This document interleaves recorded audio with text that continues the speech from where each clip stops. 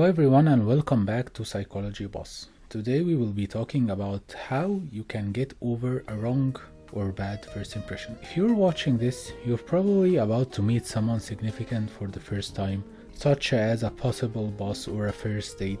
Alternatively, you may have already done so and things didn't proceed as planned.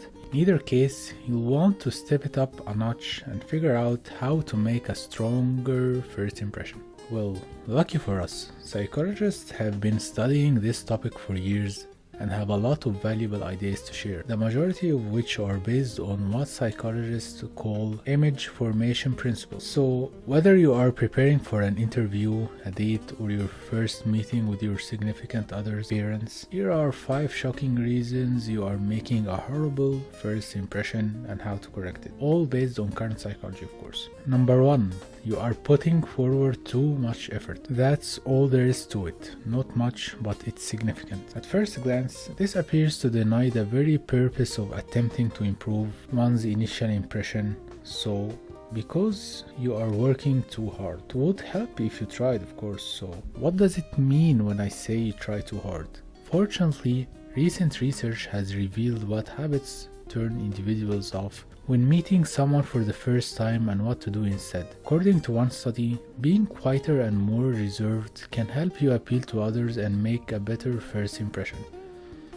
If you try too hard or are highly extroverted and active and try to rush the conversation ahead, you will overtalk and leave little room for the other person to speak. At the very least, if that isn't the case, you may be overly active, leaving the other exhausted after the first discussion.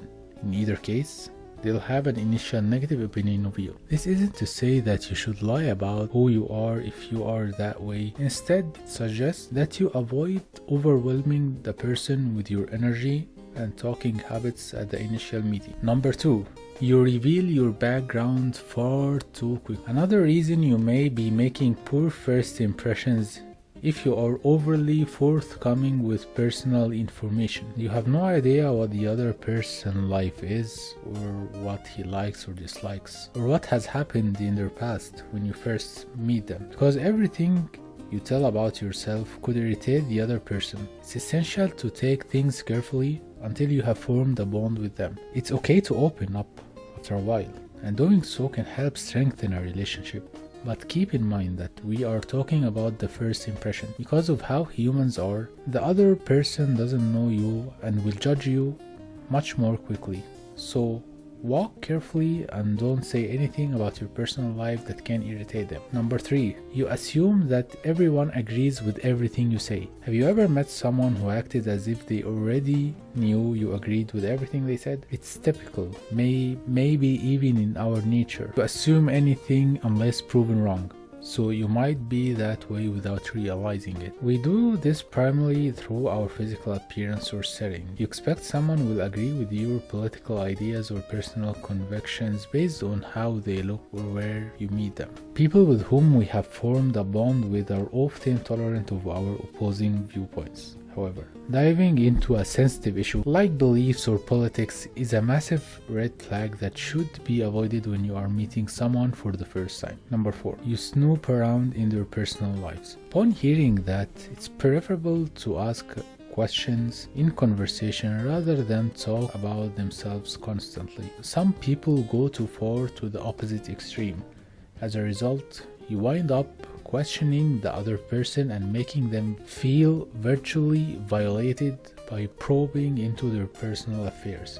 The worst case scenario is when you dig into their personal affairs and hit a vulnerable place. When you pry into their business, you might accidentally touch on something like the memory of a deceased loved one, mental health issue, past tragedy, trauma, deeply held belief, or something else, and ruin the entire meeting. Like how opening up too readily about your own business can unintentionally offend another person regarding themselves and their own life. It's okay if the first chat goes into a delicate matter, but don't dig into their personal affairs. Instead, let them open up if they feel comfortable. Or let me put it this way, if they feel comfortable with you and you listen carefully to what they say, they will eventually open up to you. Okay, number 5. You came out as unsuspecting or overly trusting. We are quick to judge someone when we meet them for the first time.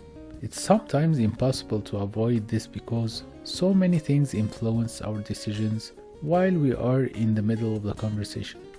However, making yourself appear unsuspecting or overly trusting can worsen the matter. By disclosing sensitive information about something, whether it's a business project, family member's health issue, or something else, you risk appearing overly trustworthy, easily fooled, and naive. You might believe you'd never say something like this in a discussion, but what sounds nice in theory is frequently tough to put into reality in social situations, especially for introverts. When we are frightened, we may share facts to impress or connect with another person. The trouble is that because it's one of the more difficult blunders to recognize, we often have no idea we have just made a bad first impression this way. Instead, work on controlling your emotions and resist the need to steer the conversation in any direction. Thank you for sticking till the end of the video. See you in the next video. Bye now.